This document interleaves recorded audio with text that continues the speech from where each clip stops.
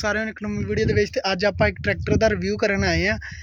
ਸਾਹਮਣੇ ਇੱਥੇ ਟਰੈਕਟਰ ਆਇਆ ਸੀ। ਟਰੈਕਟਰ ਚੈੱਕ ਕਰ ਲਓ ਕਿੰਨਾ ਪਿਆਰਾ ਵਾ, ਤੇ ਇਹਦਾ ਰਿਵਿਊ ਕਰਦੇ ਹਾਂ ਆਪਾਂ, ਦੇਖਦੇ ਹਾਂ। 23 ਮਾਡਲ ਠੀਕ ਹੈ ਜੀ ਟਰੈਕਟਰ ਆ।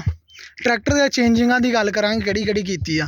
ਫਰੰਟ ਤੇ ਇਹਨਾਂ ਨੇ ਸਲੈਂਸਰ ਦੇ ਉੱਪਰ ਜਾਲੀ ਲਗਾਈ ਆ, ਠੀਕ ਆ, ਬੜੀ ਪ੍ਰੀਮੀਅਮ ਜੀ ਕਰਕੇ, ਜਿਹੜੀ 14,000 ਰੁਪਏ ਦੀ ਆਂਦੀ ਆ CNC ਕਟਿੰਗ ਦੇ ਨਾਲ, ਠੀਕ ਆ।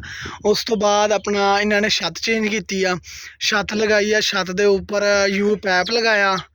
ਉਸ ਤੋਂ ਬਾਅਦ ਐਗਰੀ ਸਫਿਆਨ ਮਲਿਕ ਐਗਰੀ ਇੰਡਸਟਰੀ, ਠੀਕ ਆ ਜੀ, ਉੱਥੋਂ ਫੋਨ ਨੰਬਰ ਉਹਨਾਂ ਲਿਖਿਆ। ਤੇ ਆ ਇਹਨਾਂ ਦੇ, ਠੀਕ ਆ। ਤੇ ਡੈਕ ਇਹਨਾਂ ਨੇ ਬੜਾ ਹੀ ਪਿਆਰਾ ਲਗਾਇਆ ਹੈਗਾ, ਬੜਾ ਹੀ ਪ੍ਰੀਮੀਅਮ। ਤੇ ਡੈਕ ਤੇ ਆ ਜਾਓ। ਪਹਿਲੇ ਪੈਨੀਅਰ ਤੇ 2 ਬੂਫਰ ਲਾਏ ਆ, ਠੀਕ ਆ। ਬੂਫਰ 2 ਸਪੀਕਰ ਲੱਗੇ ਹੋਏ ਆ, 2 ਸਪੀਕਰ, 2 ਹੀ ਉਹ ਜਿਹੜਾ ਉਹਨੂੰ ਹੀ ਕਹਿੰਦੇ ਆ ਬੇਸਰ, 2 ਬੇਸਰ, 2 ਬੂਫਰ ਤੇ 1 ਟੇਪ ਇਹਦੇ ਵਿੱਚ ਰੱਖੀ ਫਰੰਟ ਤੇ ਵੀ ਟੇਪ ਰੱਖ ਸਕਦੇ, ਪਿੱਛੇ ਵੀ। ਆਪਣਾ ਫਿਰ ਛੱਤ ਤੇ ਆ ਜਾਈਏ। ਛੱਤ ਲਵਾਈ ਆ ਸਰ ਉਹਨਾਂ ਨੇ, ਪਕੜਨ ਵਾਲੇ ਲਗਵਾਏ ਹੈਗੇ ਆ। ਉਸ ਤੋਂ ਬਾਅਦ ਅੰਦਰ ਇੱਕ ਪੱਖਾ ਲਗਵਾਇਆ ਵਾ। ਉਸ ਤੋਂ ਬਾਅਦ ਪਰਲੀ ਸਾਈਡ ਤੇ ਲਾਈਟਾਂ ਲਗਵਾਈਆਂ। ਹੁਣ ਆਪਾਂ ਬਾਹਰਲੀ ਸਾਈਡ ਤੇ ਆ ਜਾਈਏ।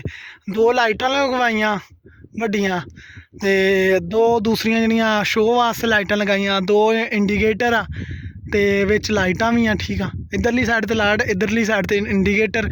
ਤੇ ਪਿਛਲੀ ਸਾਈਡ ਤੇ ਆ ਜਾਓ। ਤੇ ਪਿਛਲੀ ਸਾਈਡ ਤੇ ਸਰ ਉਹਨਾਂ ਨੇ ਬੜਾ ਪਿਆਰਾ ਕਰਕੇ ਇਹਦੀ ਜਿਹੜੀ ਆ ਬੂਫਰ ਵਾਸਤੇ ਜਿਹੜੀ ਲਾਈਟਿੰਗ ਆ ਉਹ ਕਰਵਾਈ ਹੋਏਗੀ ਆ।